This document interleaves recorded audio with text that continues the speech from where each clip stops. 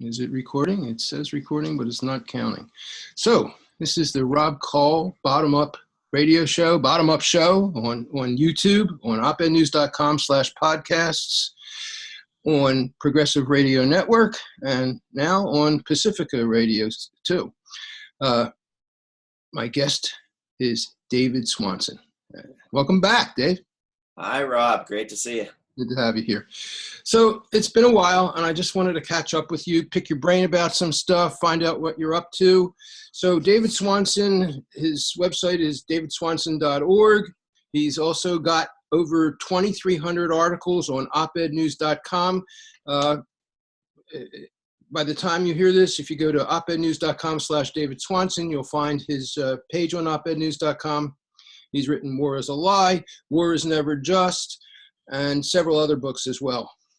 And you're really unrelenting in going after war, going after the arguments for war. So tell us a little bit about what you're up to, what's lately on your mind. Well, there's no time to go through all of the crises and disasters and worsening situations with regard to war.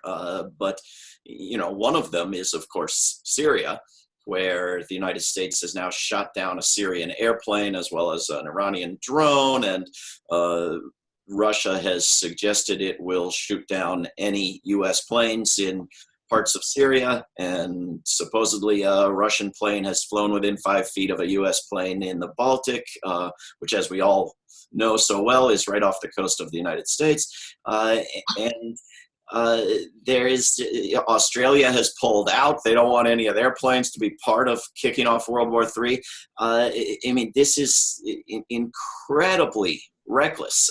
This after, last September, the U.S. military bombed Syrian troops, apparently against President Obama's wishes, although he didn't object. He didn't protest. He didn't fire anyone the way he fired Stanley McChrystal when he insulted the vice president.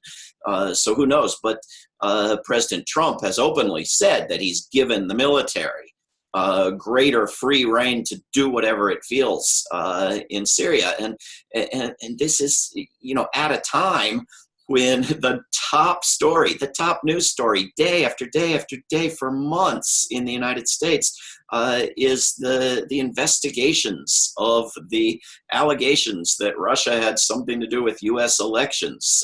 This is a beautiful story for people who want to sell weapons, for people who want to claim that Hillary Clinton would have won an election if not for Russia, and for people who want to keep Donald Trump in office but shrink his popularity. Because if they wanted to get rid of Donald Trump, they've got open, blatant high crimes and misdemeanors documented beyond dispute in terms of domestic and foreign profiteering, in terms of unconstitutional bans on immigrants, in terms of illegal wars, several of them, including this shooting down an airplane in Syria that goes beyond the legality even of people who accept the legality of most of the wars, because it was an attack on Syria rather than on. You wrote that the Democrats want to keep Trump in office. Of course. Yeah. Now, when you use a term like Democrats that can refer to lots of people, you have to slow down and be very, very careful and give lots of caveats, right? There's a difference between an ordinary, well-intending person who identifies him or herself as a Democrat and Nancy Pelosi. Those are two different things.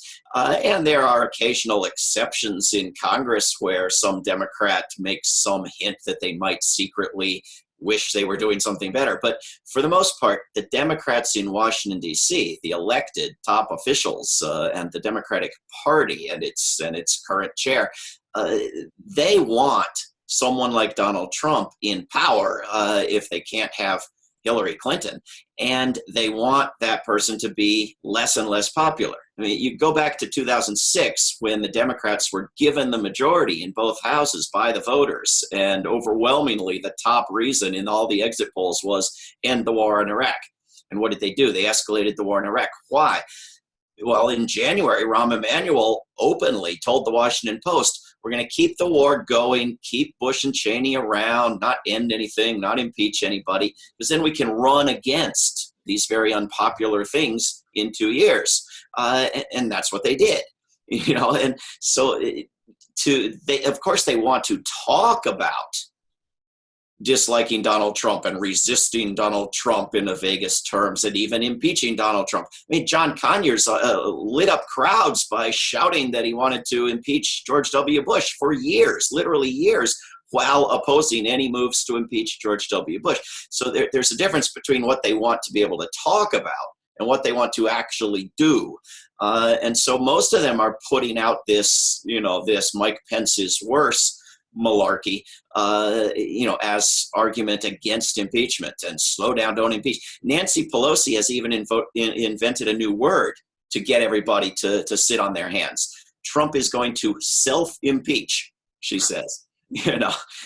When Richard Nixon got on the helicopter because he was about to be impeached, Tip O'Neill had put months of strategic planning and hard work and carrots and sticks and recruiting of Congress members to make that happen. People don't self-impeach. You have to impeach them.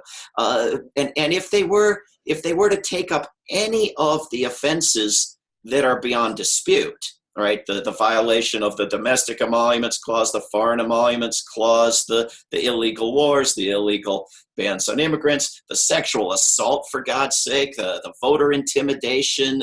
There's a laundry list of crimes, none of which could be investigated because the information is public and known and beyond dispute. So there couldn't be an investigation. There could just be an impeachment and removal. Boom.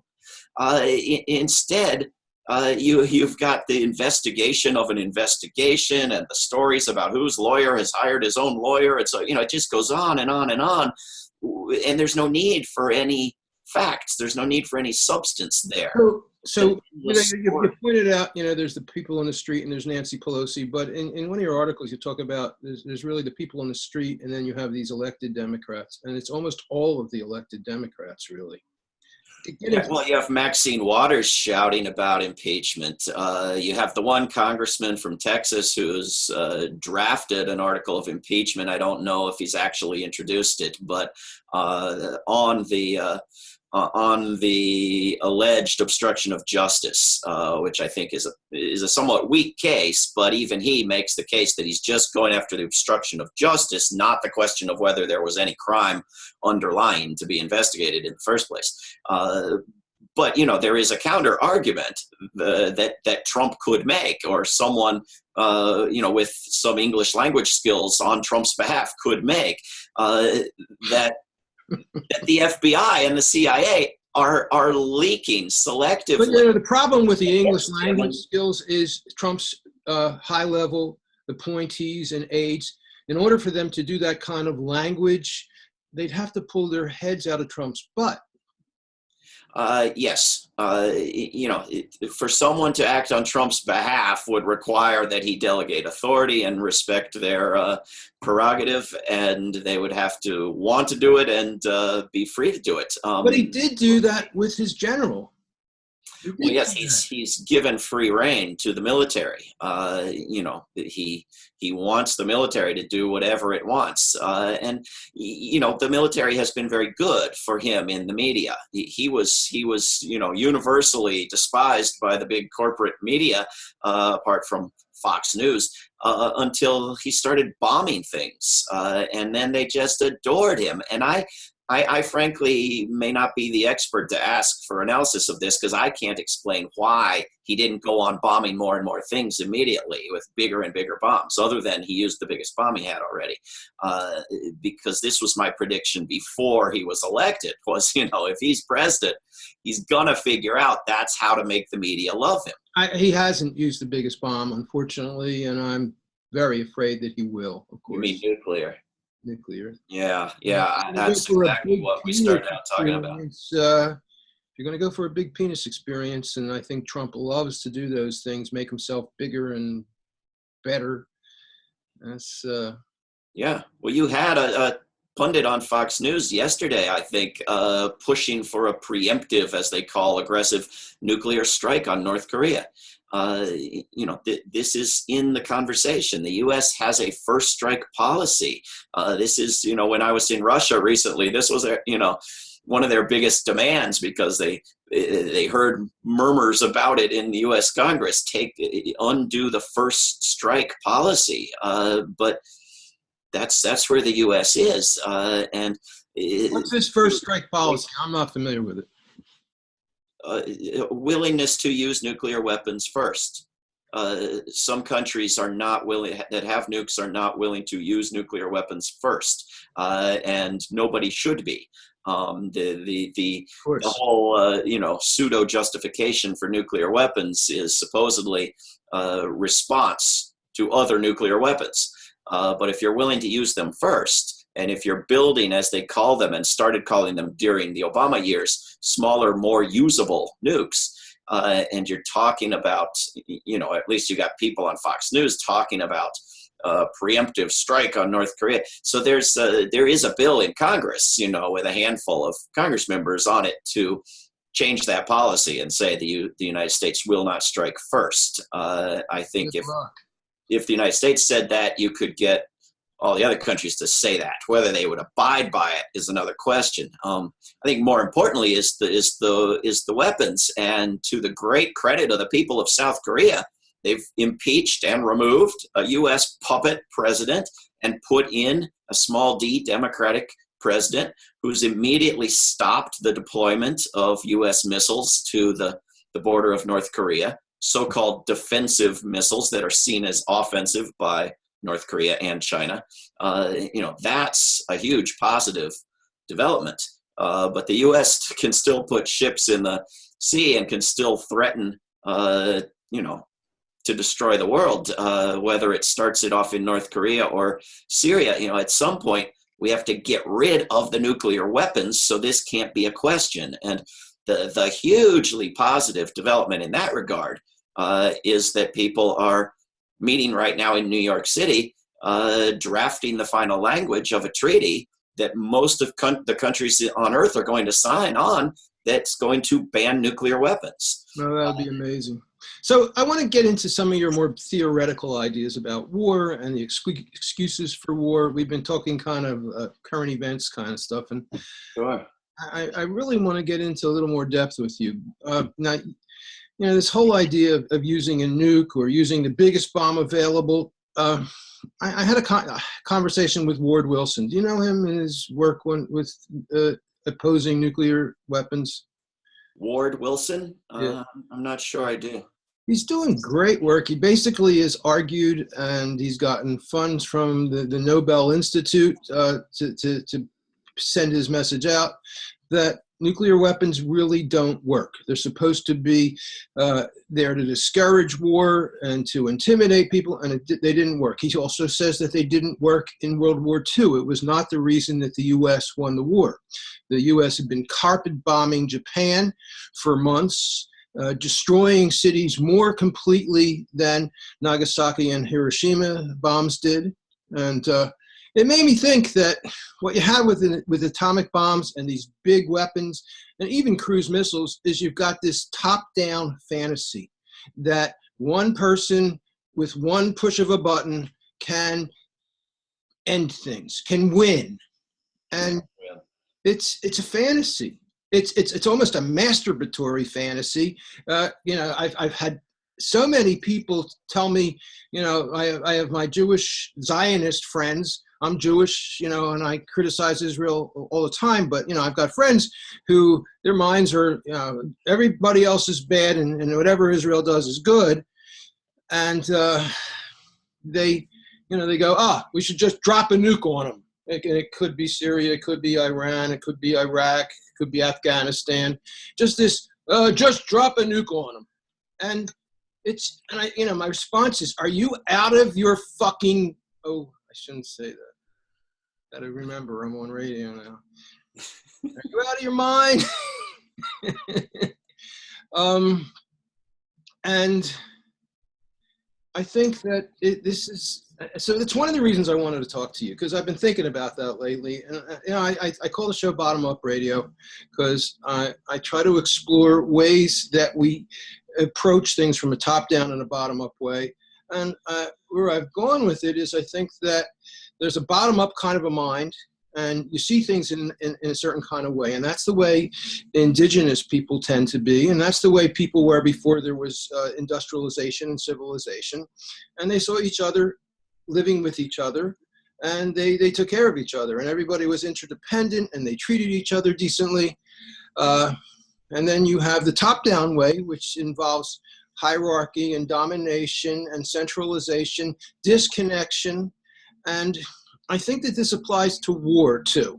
I think this applies to the mindset that enables people to go into war and to support and allow war. And I was hoping I could get some of your thoughts about that. Yeah, well, that's a lot of topics. I certainly think the consensus among serious, honest historians has for a long time now been that the nukes did not end the war in the Pacific in World War II, that Japan was willing to surrender. The U.S. knew Japan was willing to surrender. Most of the top U.S. military commanders said not to do it. It wasn't needed. It wasn't justified. Said so after the fact as well. There's just no dispute that this was the initiation of the Cold War. This was a demonstration of weapons. This was an effort to dominate the post-war world in opposition to the Soviet Union. And a way to give the Japanese leadership an excuse. An excuse for what? To surrender. I don't know, because they still didn't surrender. They didn't surrender right after the bombs fell either. And I think what they wanted was to surrender and to keep their emperor. And when the United States had dropped the bombs, it changed its policy and said, okay, now you can keep your emperor, which it had been refusing before. So, in any case, I do think that the possession of the nuclear weapons and their very, well-known and publicized possession in a briefcase of an assistant of the president as the one lone hero who will have that responsibility and destroy the earth for us all, has been part of the aggrandizement of presidential power.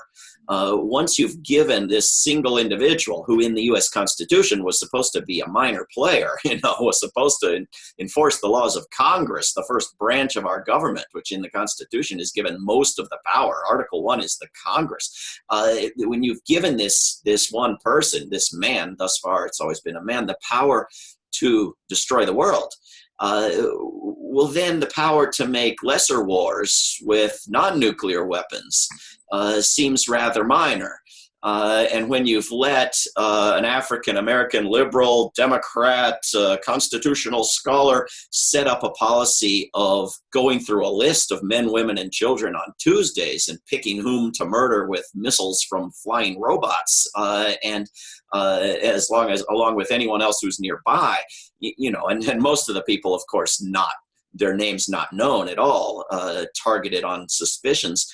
Well, then what role does Congress have to play? Here, as we speak, they're having a debate in Congress about the authorization for the use of military force and how to rewrite it, and how have the past three presidents, violated that law and the War Powers Resolution and the Constitution. And so how can the new laws be written to accommodate what they're doing?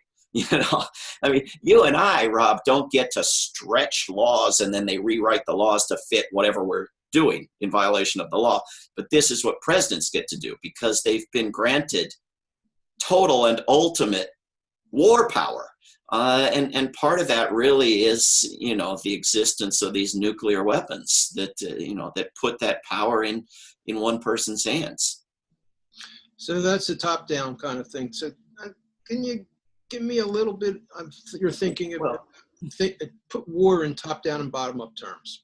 Can you? Well, back in the 30s, the Congress almost passed an amendment to give the public the right to vote before the U.S. went into any war. And Franklin Roosevelt fought that off. Come Pearl Harbor, drafted a declaration on Japan and Germany that very day and was talked into taking Germany out of it for the moment. But, that having been the intention in provoking Pearl Harbor in the first place was to get into the war with Germany. But democratically, the public has never been the leading advocate for wars. And you've had presidents from Wilson to Roosevelt to Nixon to Obama, campaign on lies that they were going to take us out of wars. And I think we should add Donald Trump to that list. Donald Trump was the first candidate for president who's admitted the wars were counterproductive. The wars were creating terrorism. We should stop, invading and occupying countries and creating hornets' nests. Now, whether he meant a word of it and changed his mind, or he never meant a word of it, or whether there's any way to answer such a question, who knows? But this is someone who advocated a bigger military budget while saying that we would have fewer wars. So we knew that that was a lie. That's never worked. And then as soon as he's in office, it's war after war after war. Oh, did I say something about NATO? I love NATO. Did I say cancel the F-35? I love the F-35. Everything flips as soon as somebody talks to him for 30 seconds and explains something or applies pressure. But the public, the right wing, the racist, the white conservative voters for Donald Trump were perfectly happy to vote for someone who said these wars are disasters. I was against the war. I want to end the wars. We don't need any more invasions and occupations. They had no problem voting for him. Just as Jeremy Corbyn just won huge support, increased the support for the Labor Party dramatically, in significant part by making the honest, coherent case that wars are counterproductive. They create the terrorism. They endanger us rather than protecting us. The majority of the British public agreed with that in the polls after Corbyn said that. In the United States, there's not a national elected official who will say that. It's an untested political position, but it actually makes sense.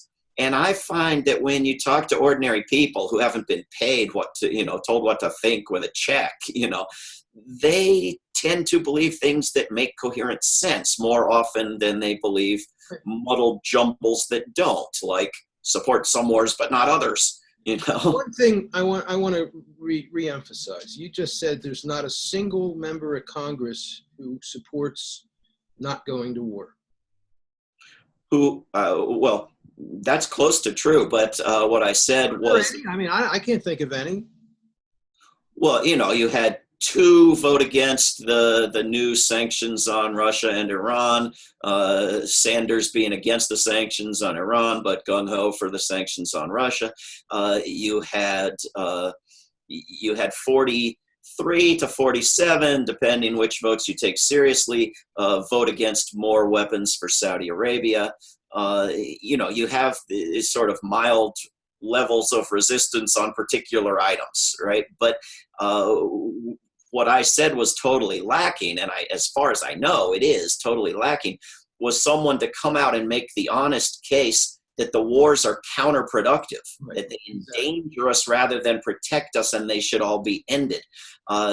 Certainly no one is saying they should all be ended. At best, someone is saying, defund the war on Afghanistan, but keep the other 6 wars going.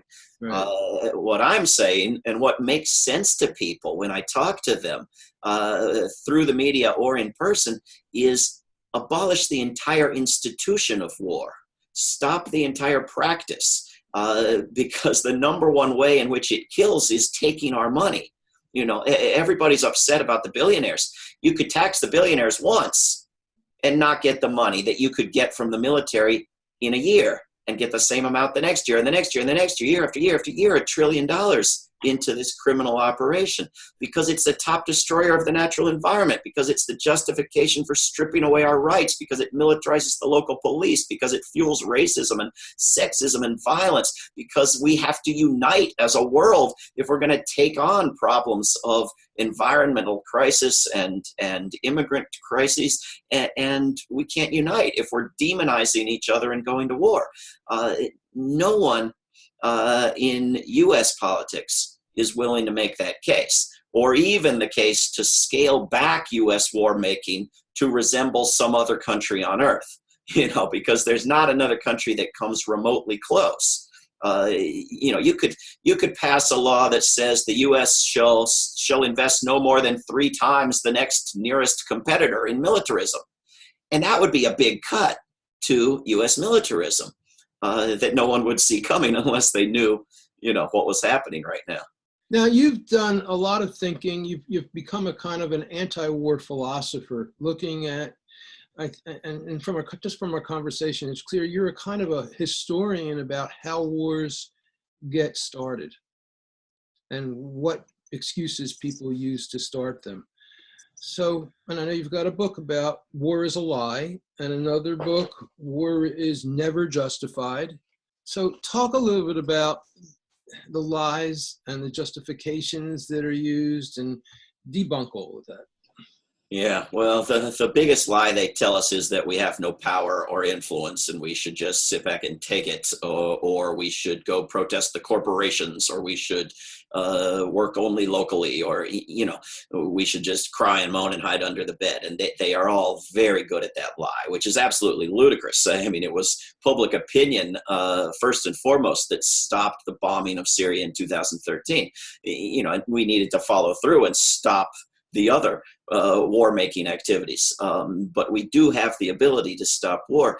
We also have the potential to see through the lies. And when, we're told that Bashar al-Assad attacked someone with chemical weapons, and we have an obligation to bomb him and everybody else in Syria right away, clearly the U.S. public is able to see through that for whatever combination of reasons, that it's not a threat to the United States, that, for various partisan reasons, but, or when we're told that Iran is the big threat to the world, Iran, which spends a fraction of 1% of U.S. military spending on its military, literally hasn't attacked another country in centuries, is the big threat.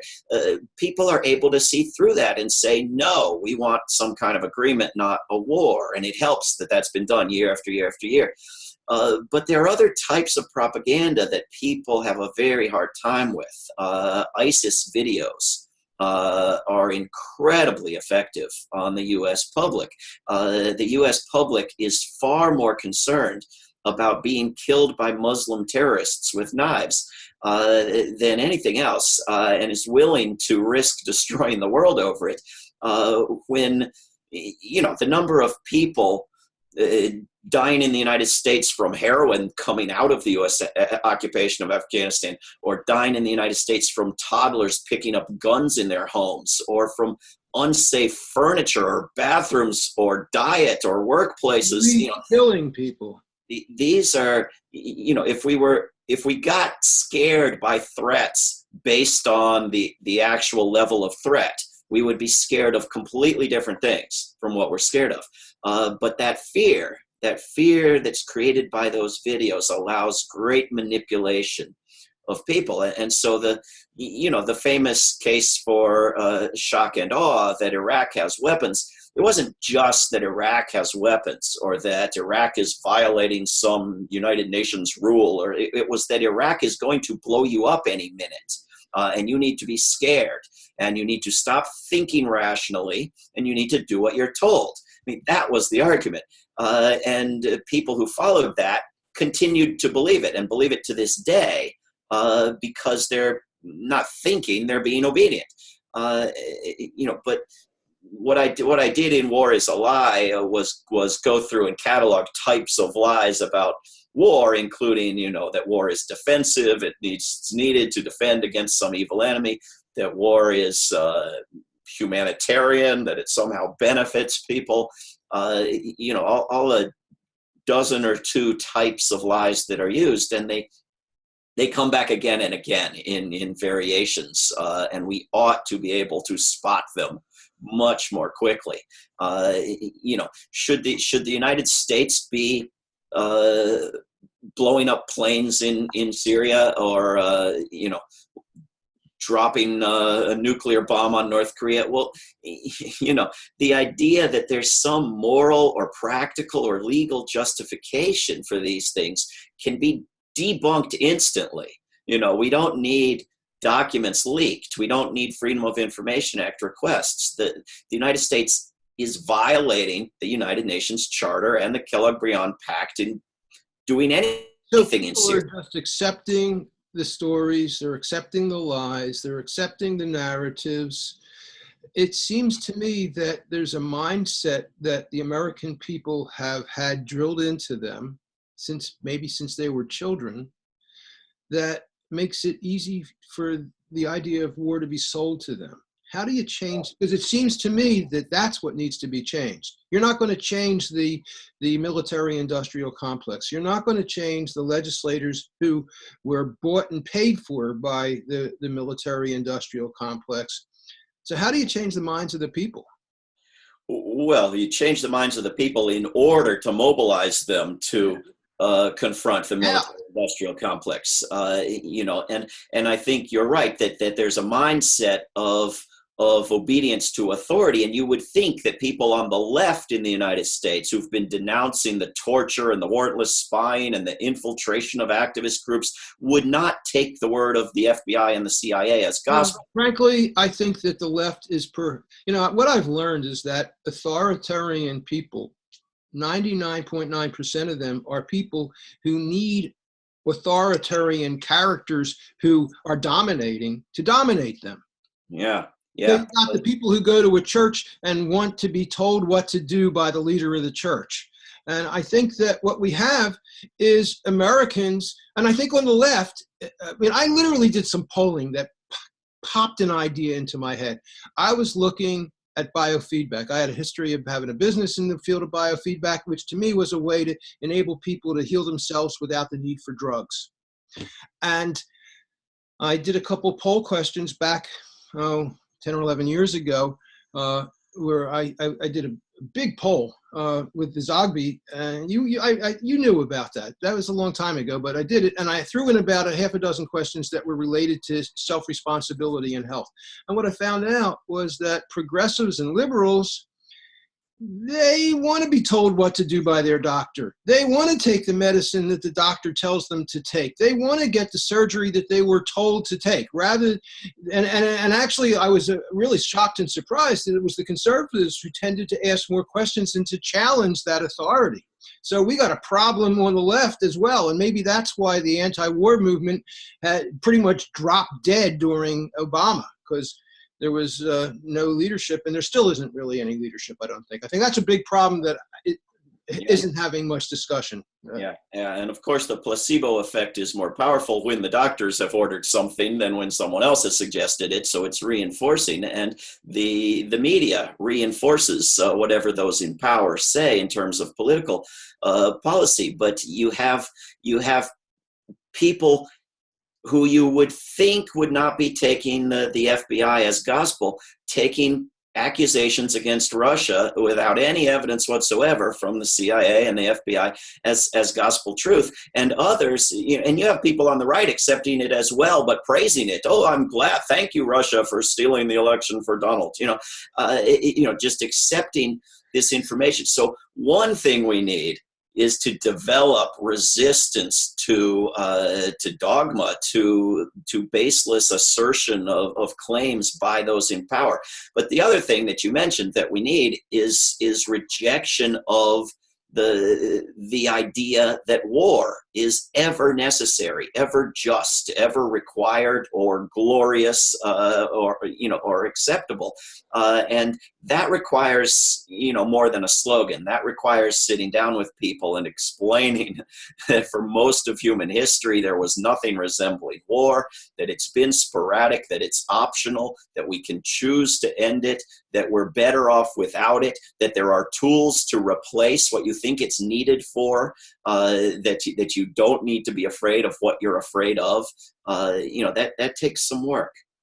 Well, I've tried to get you to talk about top down and bottom up without a lot of success today, but well, you try and direct me, because I'm not trying. It's not something I'm trying to avoid. One of the things that I look at with top down and bottom up is that bottom up is the way people were for hundreds of thousands, when we talk about our human predecessors, millions of years before civilization.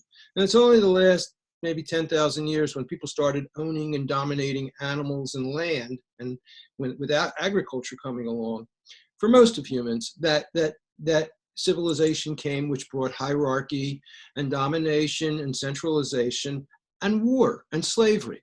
I think, but war is something that didn't exist when people lived in small hunter-gatherer bands. I'm talking about before tribes, because even tribes are a more recent development. I think that if you said something I just said less than 2 minutes ago. What's that?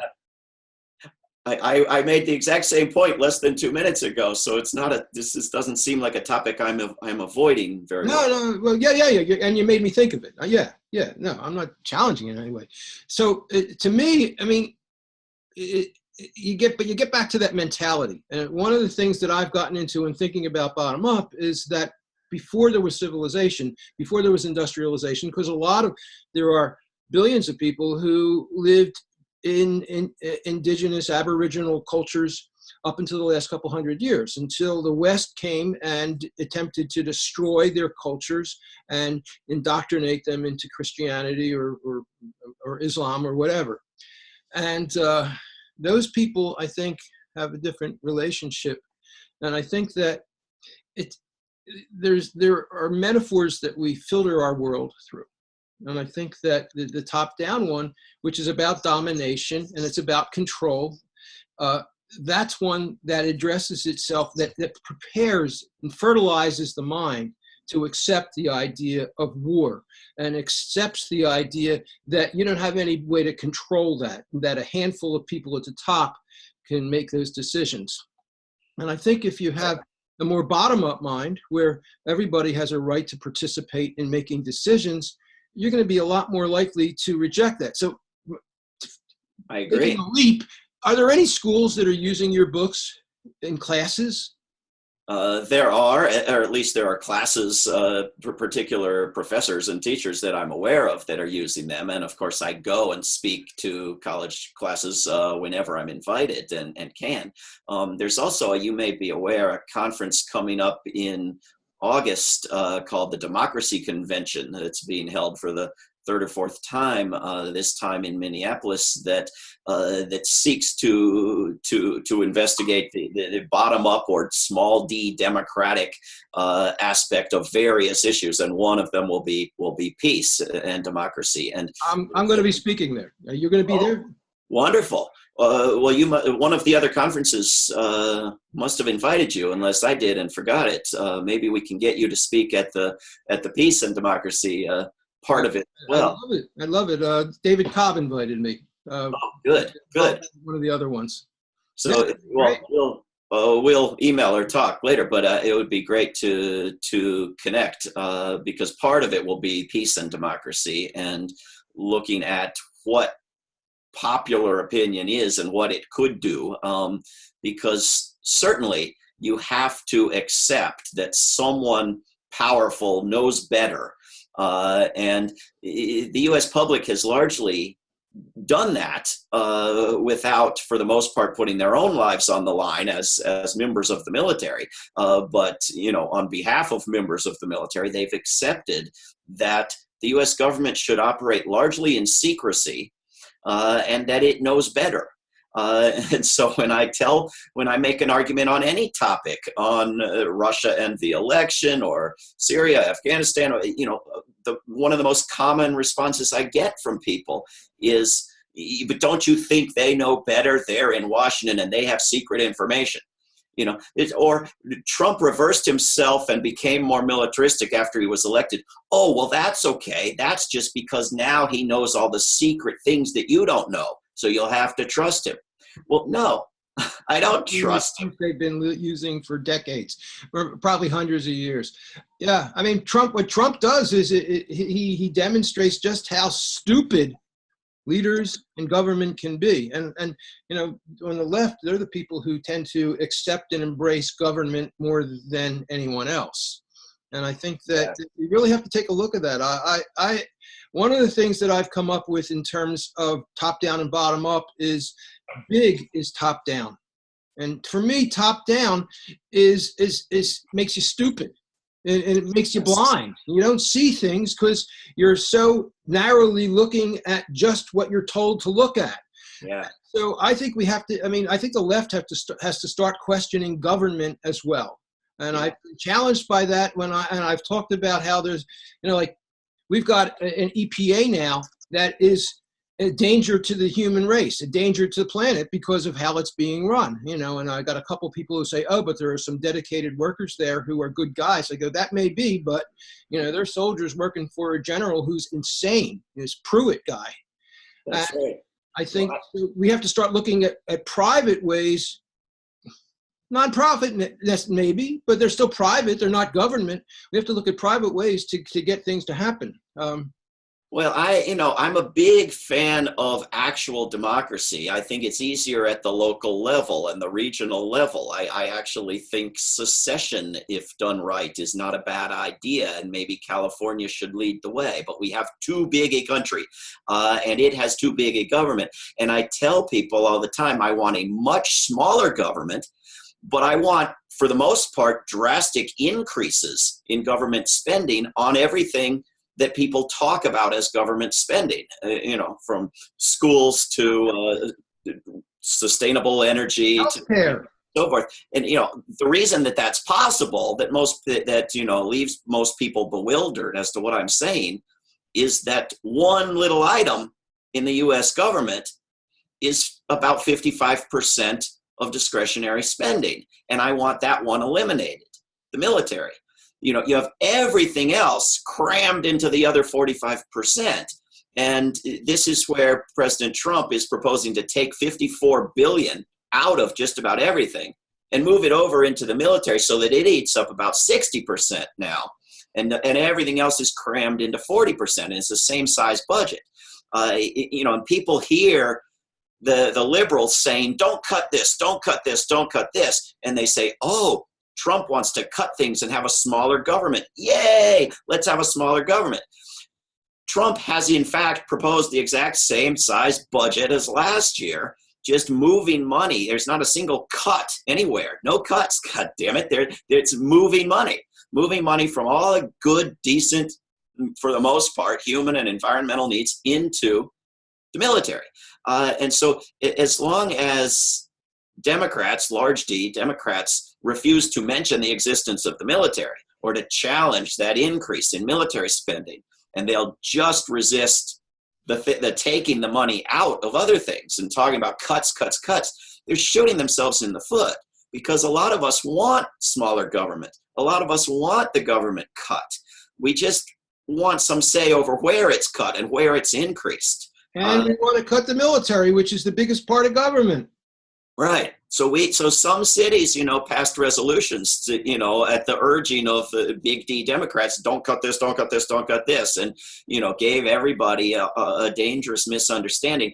Others that I was involved in working with passed resolutions saying to Congress, move money out of the military into everything else rather than the reverse. And that's what's going to be voted on next weekend at the U.S. Conference of Mayors, and hopefully passed by the mayors of the country as a message to Trump, for whatever that's worth.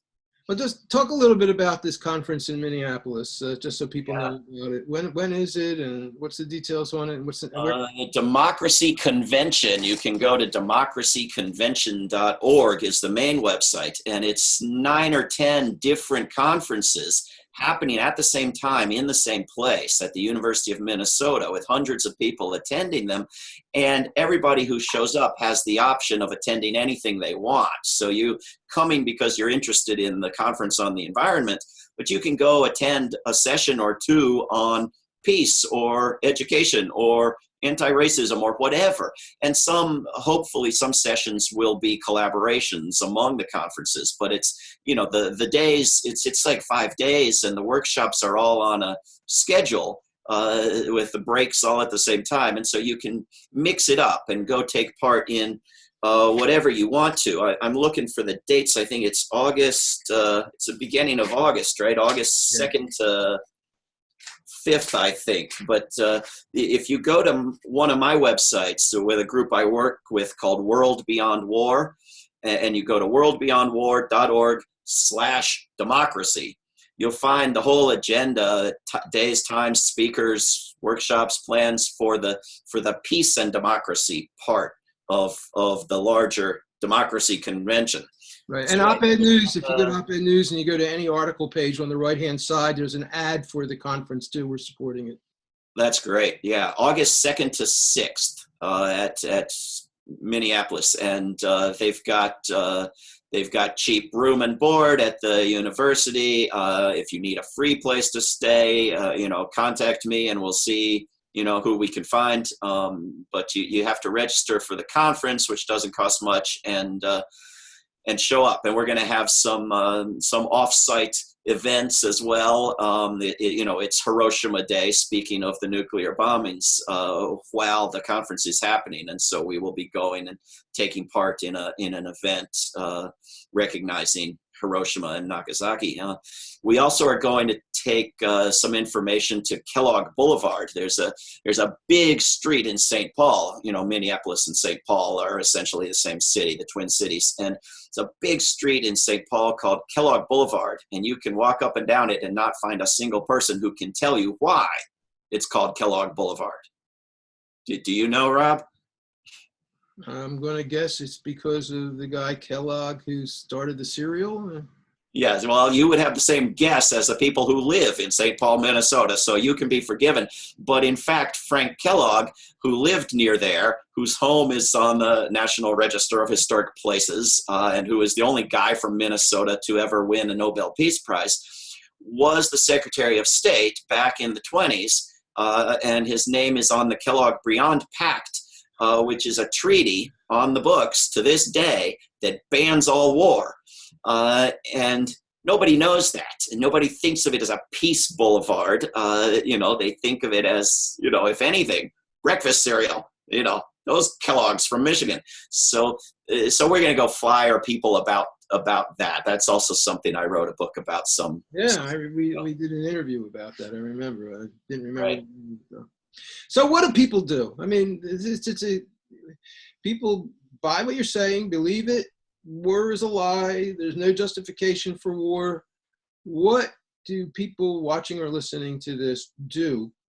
Go to worldbeyondwar.org, sign the petition stating that you want to help end war. Sign it along with people from 153 countries and growing. Sign up to help in ways that you're interested in. Invite speakers to come to events. Use our PowerPoints and films and books and resources to do your own events. Sign up to help pass local resolutions on various aspects of moving away from war. Help with pushing for this ban on all nuclear weapons. Get your mayor in the next few days, if possible, to endorse resolutions number 59 and 60 that will come up at the U.S. Conference of Mayors in Miami next weekend that will hopefully make big news, that we want the money to go to good things rather than evil things, and get involved.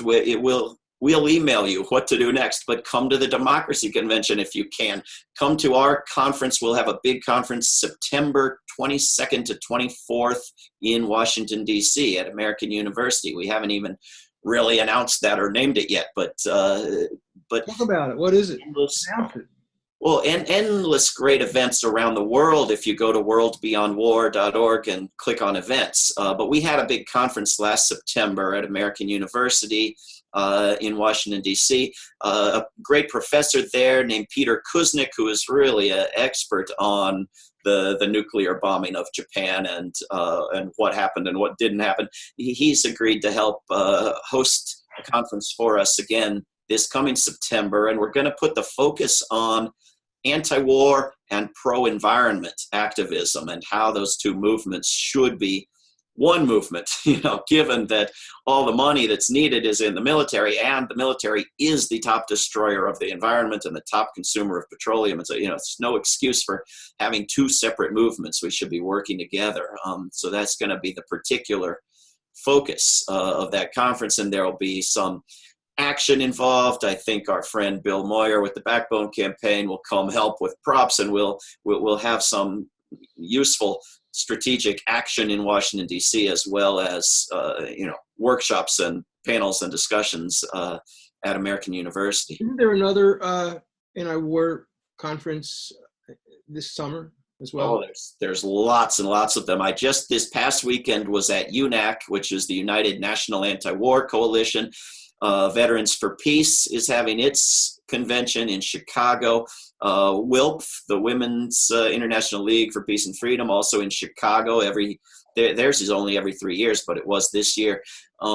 There's endless conferences, which I think is a good thing. Most people only go to one or two. It's not as if people are spending their whole lives going to conferences, but it's good to get together and think things through and plan together. And the UNAC conference I was just at was very good in many ways, bringing in other issues and other constituencies and groups, activists from abroad and African-American anti-racist movement activists and so forth, uniting around those things that unite us.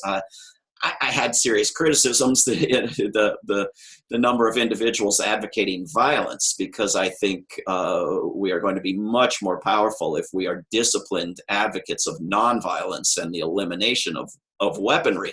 But I see pros and cons in every gathering.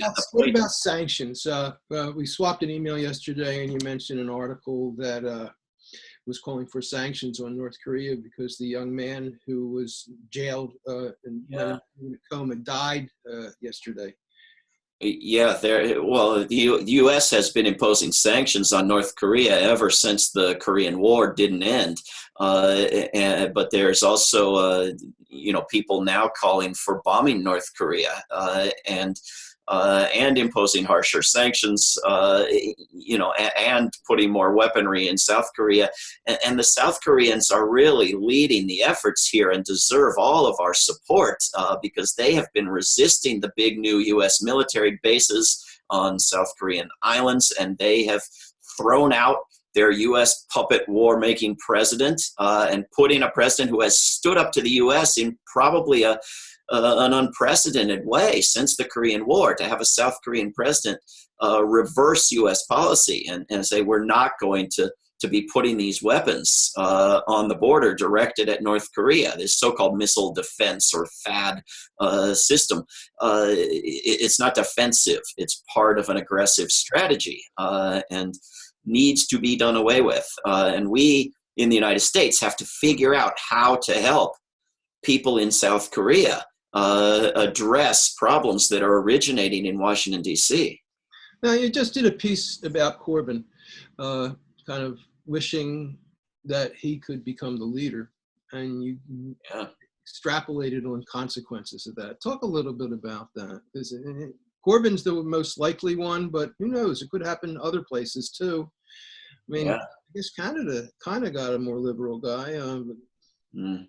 No, Canada, France, the rest of these places where we talk about, the non-fascist winning, hooray, is not the same thing as a real principled peace activist, and social activist and economic justice activist. I mean, this is who Jeremy Corbyn has been for decades.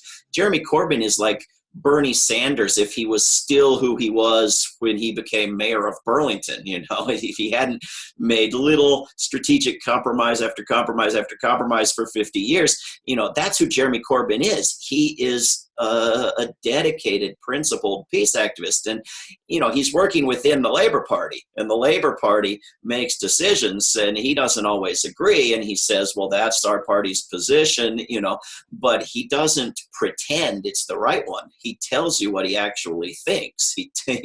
Even on Israel and Palestine, even on war and peace, even on weapons and jobs programs out of weapons. Jeremy Corbyn is, demanding that empty luxury apartments be handed over to people who've been made homeless by a fire in London.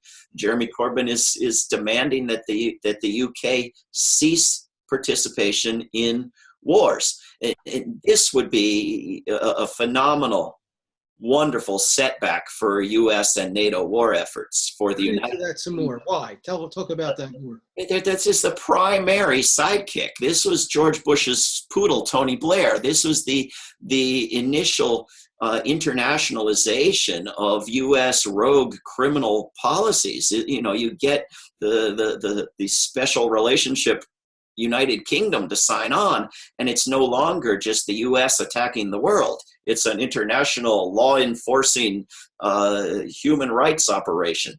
If the United Kingdom says no, and if it says no to military subs, and it says no to nukes, and it says no to NATO, this would be a dramatic step forward for peace that would, I hope, inspire and embolden other NATO members and other countries under the so-called nuclear umbrella to say, you know what, we're going to actually sign on to banning nukes. We're going to actually take steps against war and not participate in U.S. war making that's not in our interests or the world's interests. And I understand it's about $50 billion a year for the U.S. to maintain its nuclear weaponry system. I'm not sure. To remove. I think there's at least that much in the nuclear weapons in the Energy Department, which, they now put a guy in charge of, Rick Perry, who wanted to eliminate the department. And after he, got the job, he found out it had nuclear weapons as part of it, as, 90% of it. So we've got about 5 minutes left, and I want to talk about two things. One, what's a world without war look like? How would the world change? How would it change for people watching or listening to this? The book we've written on that topic is at worldbeyondwar.org/alternative, but it would look like a world with the rule of law, with cooperation, with diplomacy, with aid, with sharing and generosity with regard to resources. It would look like countries like Costa Rica or Iceland look that have abolished their militaries and been dramatically better off for it. And we won't get there immediately. We can get there by stages, but it won't be frightening, and it will be incredibly prosperous. The military is not a jobs program. It is an economic drain. It is impoverishing us as well as endangering us. And if we don't end it, we're not going to have a world. It's going to end either with nuclear apocalypse or climate chaos if we don't end war. Or some kind of crazy disease or poison gas or something like that. Who knows? It made me think of another thing. War is the ultimate hard power. Joseph Nye's written a book about soft power and the future of power. There's hard power and there's soft power. Soft power attracts. Soft power is when you build bridges, when you build schools, when you provide healthcare and education to people. And Petraeus did a little bit of that in Iraq and Afghanistan, I don't remember which one, but he did that, and he got some progress with it. It's what 3 Cups of Tea was based on. And war is the hardest of the hard powers. So if you take that out of the equation, the budget for diplomacy and for the soft power kinds of things that are so, I think, the effective, smart way to maintain power. Power is a whole other issue. Power is one of the elements in the equation of war that we really haven't talked about, because there's this whole neocon idea of domination and power. But if you take out war, then that opens up the budgets and the floodgates for massively increasing soft power. And you do soft power with movies and music and culture and sharing and helping. And that seems like such a profoundly better way for the human race to aspire to. It costs a lot less, makes you loved rather than hated, does a lot more good than harm. I'm not a big fan of 3 Cups of Tea, turned out to be partly fiction. Yeah, well, I'm not a big fan of Petraeus. I am a huge fan of this Brad Pitt movie on Netflix, The War Machine, if you want to see a mockery of humanitarian war making in Afghanistan, but which deserves to be mocked. But switching from trying to increase our power to trying to increase the welfare of humanity, of actually being generous, of actually trying to improve people's conditions around the world, respecting and trying to increase their human rights, that I'm in favor of. And that costs a lot less if you want to hoard your dollars, and it does a lot more good, and it's better foreign policy. 30 seconds left. Tell us about your radio show. We haven't mentioned it. We've got to wrap. On Pacifica, as I guess this one is, talknationradio.org, or you can find it through davidswanson.org. It's a half hour a week, and I try to have good guests on there. Great. Thanks so much, David. David Swanson, davidswanson.org. Great interview. Great to have you back. Thank you.